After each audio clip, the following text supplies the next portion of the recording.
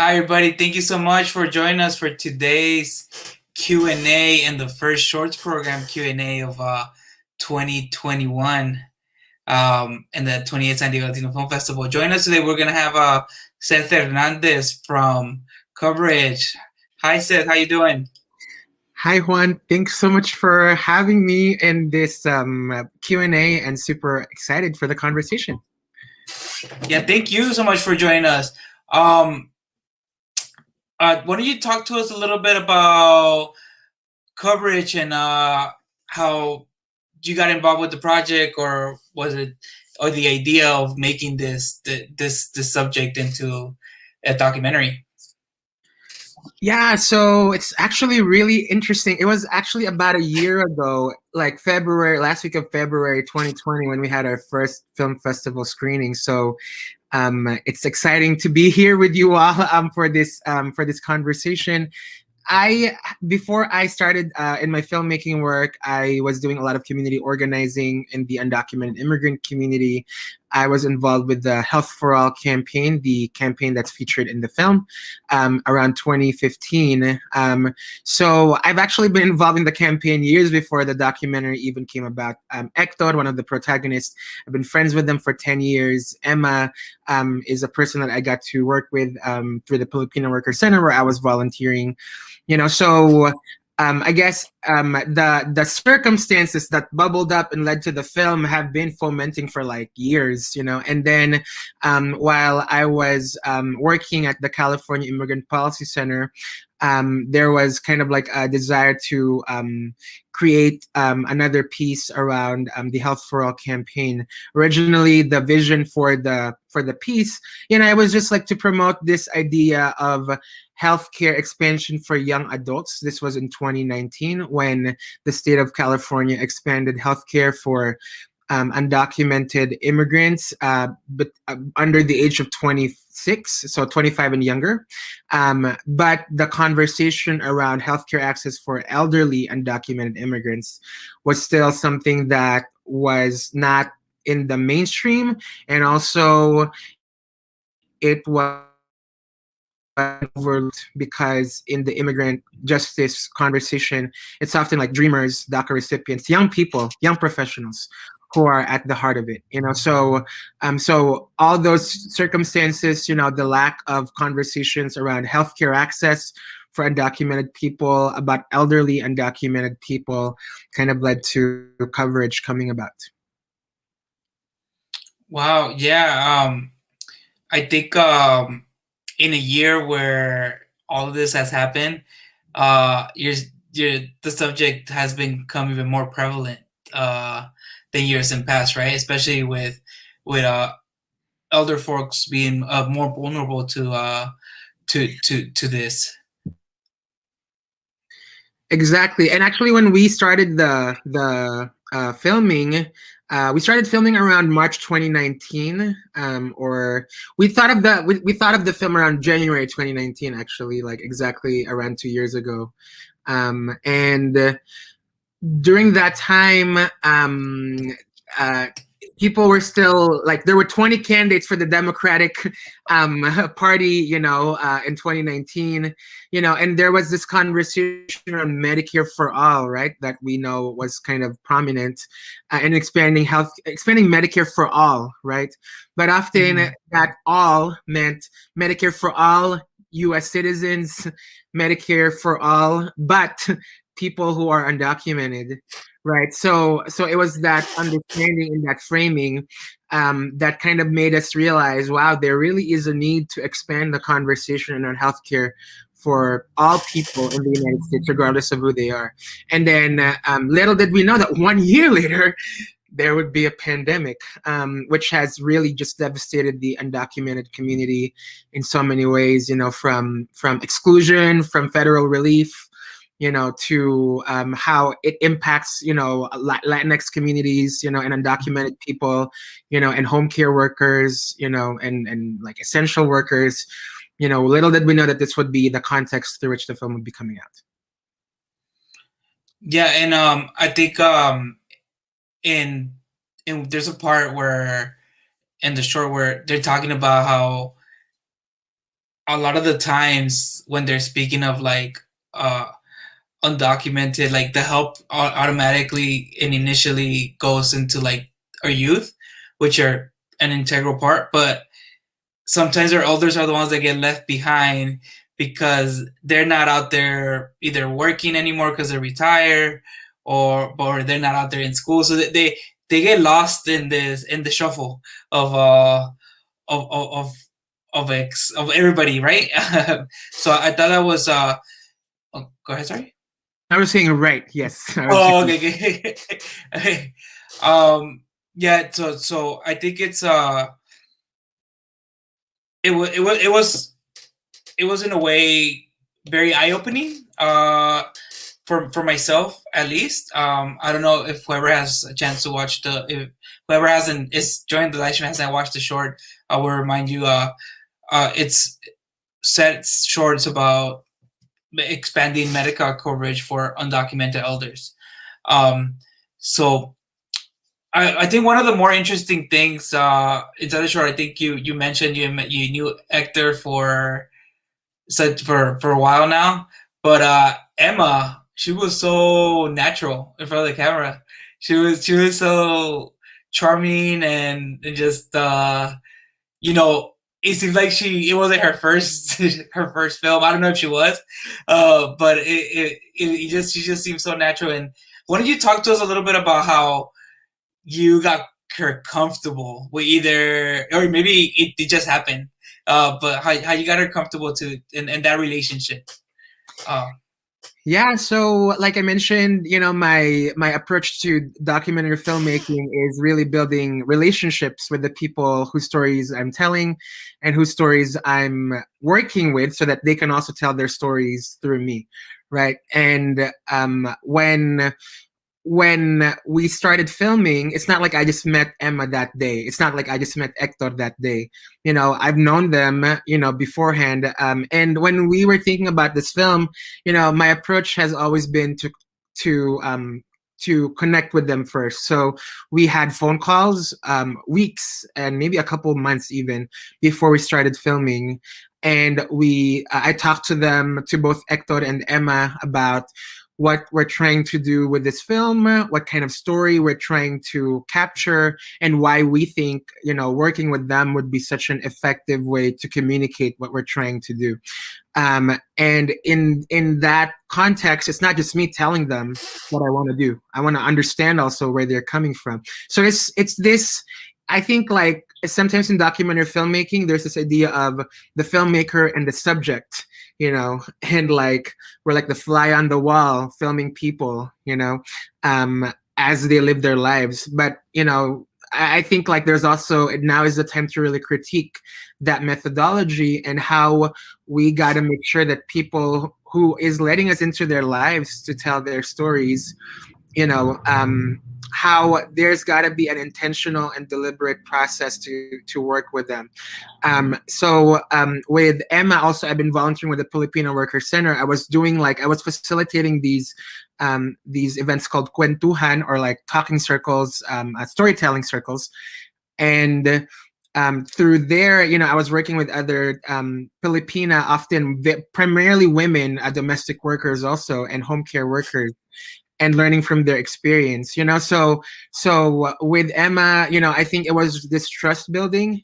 Also, like, I speak to her in Tagalog. Emma is trilingual, actually. Emma speaks two Filipino languages. I think one is Cebuano, one is Tagalog, and she also speaks English. And I think sometimes also we kind of underestimate the brilliance of elderly people and their leadership. And Emma's just a really hilarious person. Actually, both Emma and Hector are very funny people. And actually, they have never met until we first screened the film, and if you just see them interact, it's the cutest thing in the world. And it just kind of like really shows, how when we work with the people whose stories we're telling, and we do it in a deliberate way, and they feel comfortable, that the full breadth of who they are, their humor, mm-hmm.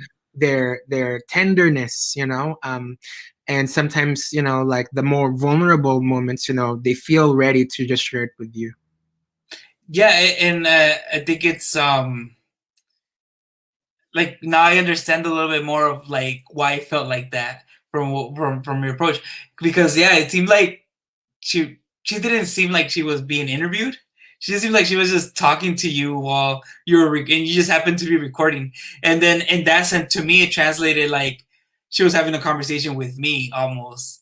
In which I don't know. I just found that fascinating and very interesting. Yeah. Um. So did you bring up a good point earlier also at our at the Meet the Filmmakers, which if you did have a chance to watch, is available on our Facebook uh, post for anybody who's watching this. And you were talking about how we need to kind of tell our own, the importance of telling our own stories. So why don't you talk to us a little bit about that and expand for anybody who hasn't watched the last screening? Yeah, so I just feel really privileged also to be sharing space within this conversation, Juan, at the Latino Film Festival, San Diego Latino Film Festival, and I think when we talk about immigration, usually the people who tell stories about undocumented people are people who come from outside of our community. And I say our because I myself am undocumented. I currently have DACA. My family, though, is undocumented. My whole family is undocumented. So when as someone who has been doing community organizing work for the last 10 years, what I've come to notice is that people who are not from our community are the ones who are often telling our stories. Usually also because the person is not from our community. What that sometimes often leads to also is the audience they're catering to is their own community, i.e., people who are not undocumented also. So there's all this media that we've been seeing the last 10 years, 20 years, however long, about immigrants and undocumented people. But rarely are undocumented people, migrants, refugees, the primary audiences for these stories, right? So for me, that's kind of like the vantage point through which I'm entering into to make sure that, we're telling the stories of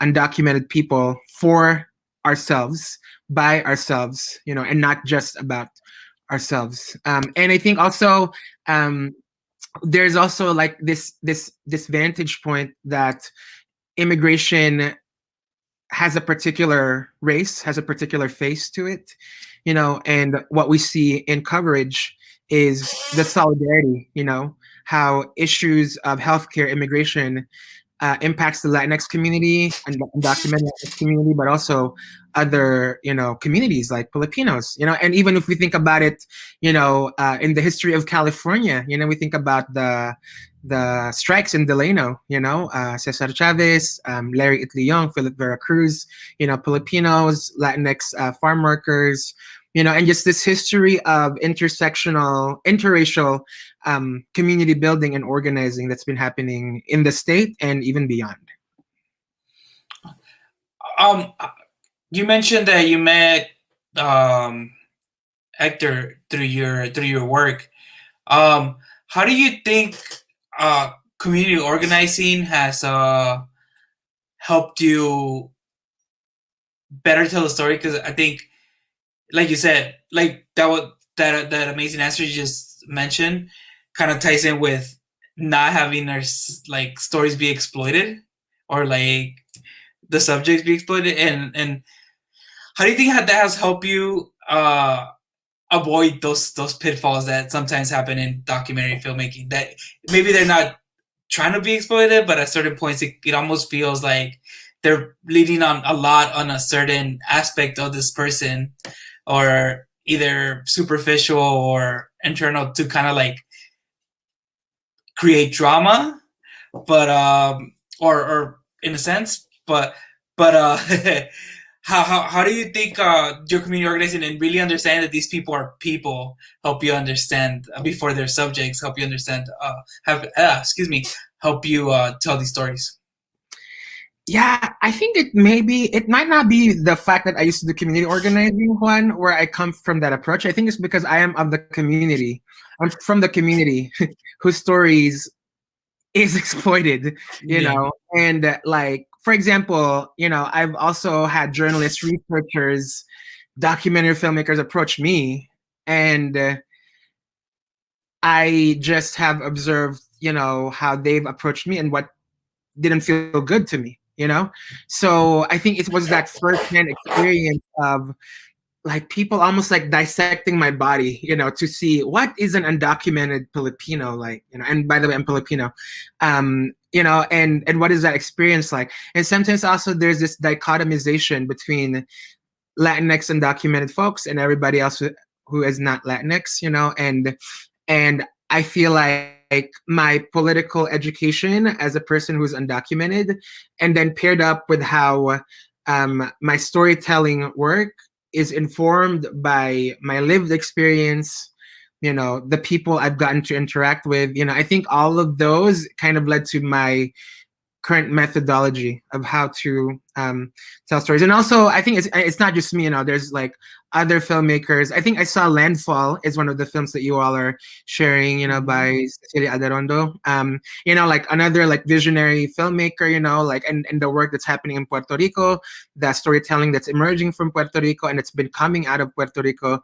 I think like there's like just such a rich history of filmmakers of color that's pushing against extractive storytelling, and I'm learning from them also. So I think you're giving me too much credit, in my organizing work, but I'm just learning so much from other people that you all are also featuring in this festival. Yeah, and I think you bring up an awesome point about how there's a new like there's there's this new breath of POC filmmakers, and I think accessibility is has a lot to do with it. And so, what are you hoping to see from other filmmakers now that like or maybe not even other filmmakers but our youth actually now that they can like pretty much grab a phone and like shoot something and either and kind of tell their own story. So what do you? Yeah. So what is something you would like to see more? Ooh, that is a very juicy question. I think,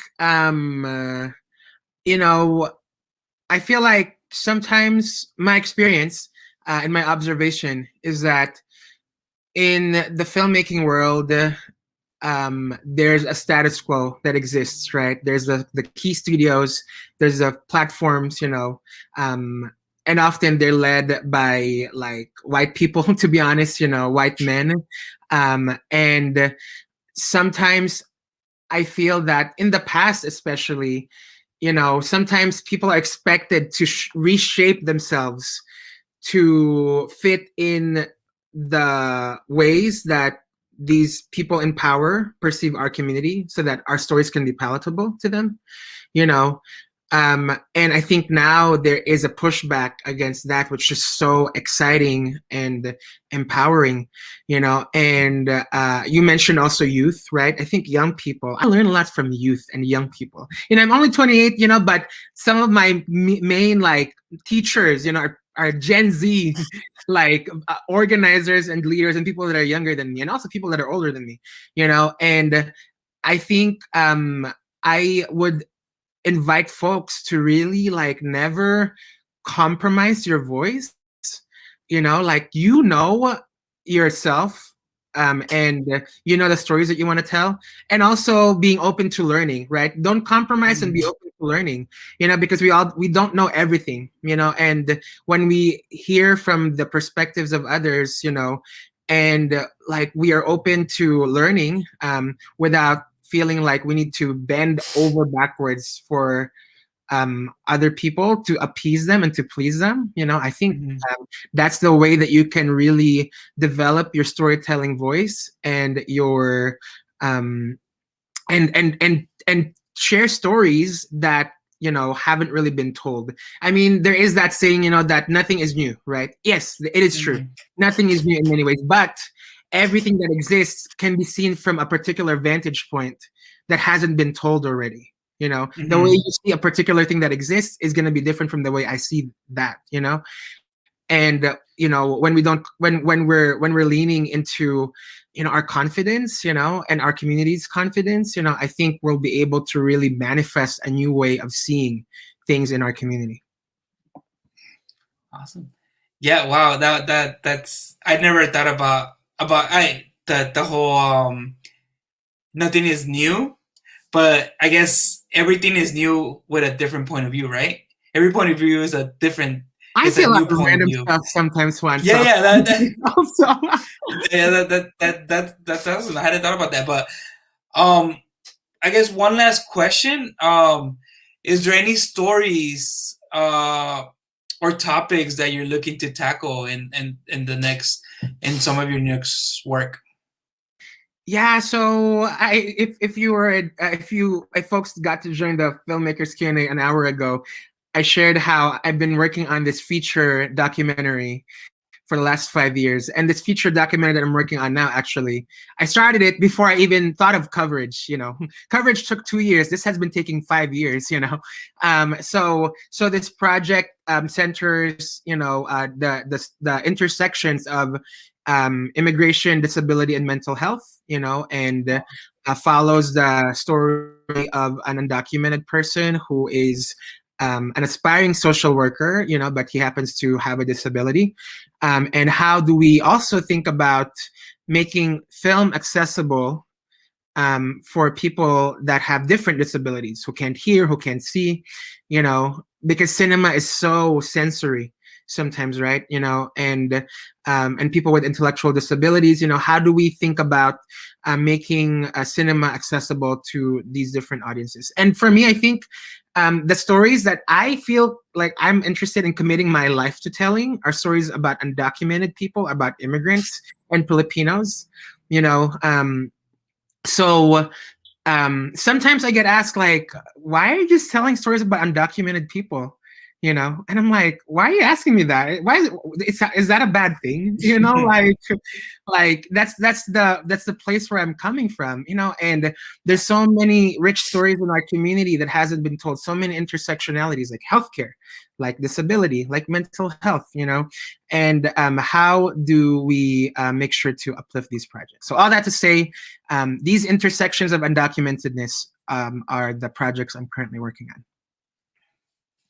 Awesome. Thank you so much for joining us, Seth. And if for anybody who hasn't watched coverage or the other short, Sky Blossom, which is part of the program, we do have it available until midnight tonight. So I will welcome you to watch it.